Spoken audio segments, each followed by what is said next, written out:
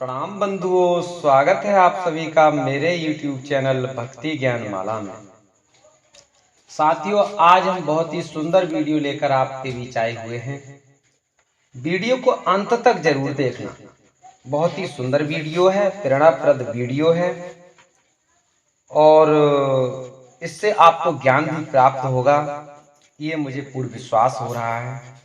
तो देर नहीं करते, वीडियो को शुरू कर देते हैं। प्रिय बंधुओं, बात उस समय की है जब द्वापर युग चल रहा था और द्वापर युग में पांडवों के गुरु द्रोणाचार्य हुआ करते थे। गुरु द्रोणाचार्य पांडवों को भली प्रकार से धनुष विद्या सिखाया करते थे कि किस प्रकार रणभूमि में धनुष बाण चलाया जाता है। उनकी शिक्षा दीक्षा पूरी हुई सो एक दिन गुरु द्रोणाचार्य के मन में विचार जगा कि आज पांडवों की परीक्षा लेनी चाहिए, ये धनुष बाण चलाने में पूर्णतः पारंगत हुए अथवा नहीं। सो एक दिन की बात है प्रिय साथियों, पांचों पांडवों के परीक्षण की घड़ियां आ गई। गुरु द्रोणाचार्य ने परीक्षा का एक ऐसा क्रम बनाया कि एक पेड़ पर बैठी चिड़िया की आंख में तीर से निशाना लगाना था और ये परीक्षा क्रम बाई क्रम पांचों को देनी थी। सो साथियों, सबसे पहले नकुल को बुलाया गया और नकुल से गुरु द्रोणाचार्य ने कहा, नकुल आप आए, धनुष और बाण को उठाएं और तीर को आपके लिए चिड़िया की आंख में लगाना है। जब धनुष बाण साध लिया नकुल ने, अभी तीर तरकस से निकला नहीं है, उससे पूर्व गुरु द्रोणाचार्य सवाल करने लगे कि हे नकुल, आपके हाथ में धनुष बाण लगा हुआ है, निशाना आपको चिड़िया की आंख का बनाना है, अर्थात चिड़िया की आंख में आपको तीर मारना है। मैं आपसे ये कहना चाहता हूं कि इस समय आपको क्या दिखाई दे रहा है। साथियों, नकुल ने कहा, मुझे धरती दिखाई दे रही है, मुझे आकाश दिखाई दे रहा है, मुझे ये संसार दिखाई दे रहा है। गुरु द्रोणाचार्य बोले, पीछे हट जाइए।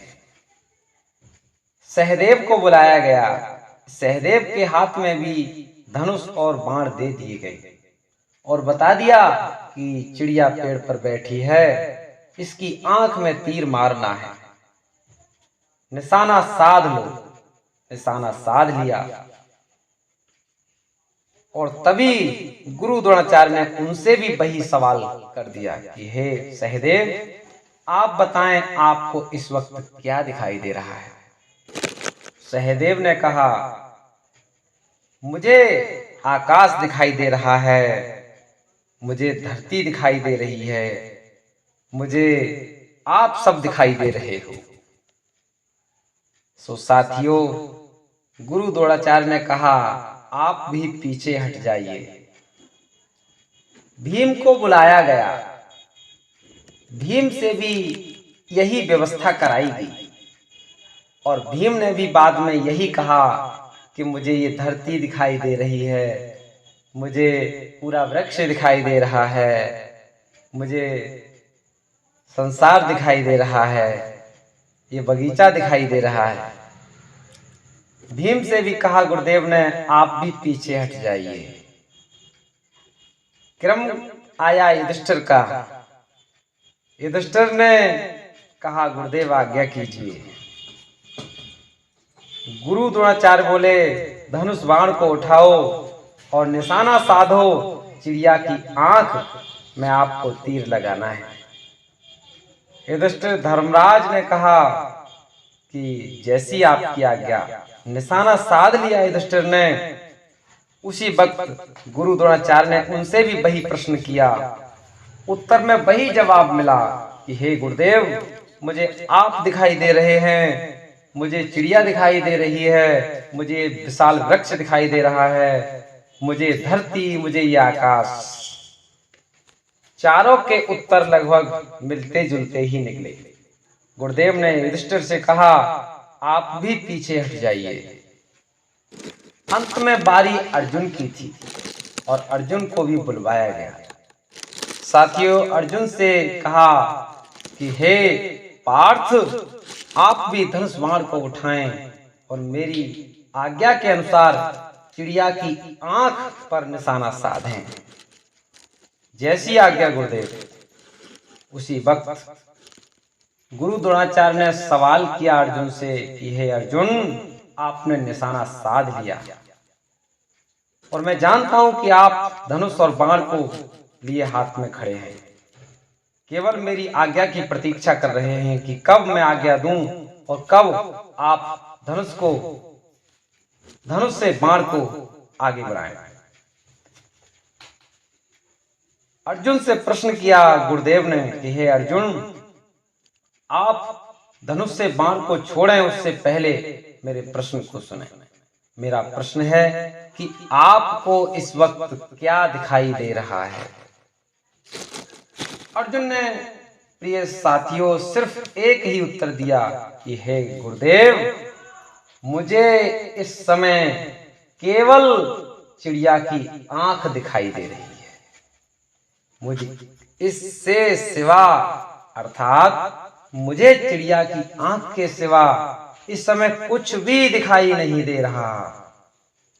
साथियों, अर्जुन के इस उत्तर को सुनकर के, इस जवाब को सुनकर के गुरु द्रोणाचार्य बहुत प्रसन्न हुए और हृदय से उसको शाबाश दी कि हे अर्जुन, तुम्हारा उत्तर मुझे अति प्रिय लगा और तुमने ही अपने लक्ष्य को समझा। प्रश्न तो मैंने और भी भाइयों से किए आपके, लेकिन किसी ने ऐसा उत्तर नहीं दिया जो आपने उत्तर दिया। मैं आपको वचन देता हूं कि संसार में आप महान धनुर्धारी बनोगे।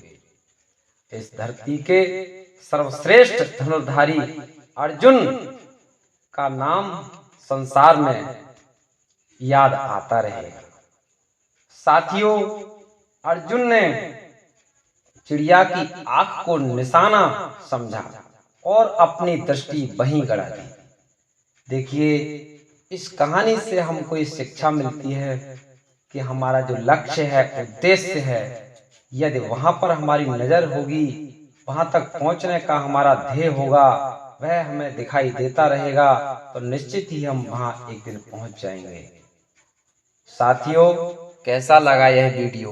यह वीडियो आपको अच्छा लगा हो तो आपसे निवेदन करते हैं, हमारे YouTube चैनल भक्ति ज्ञान माला को आप जरूर सब्सक्राइब करें, वीडियो को लाइक करें, शेयर करें और घंटी वाला बटन दबाकर आपसे निवेदन करते हैं कि आप कमेंट जरूर करें।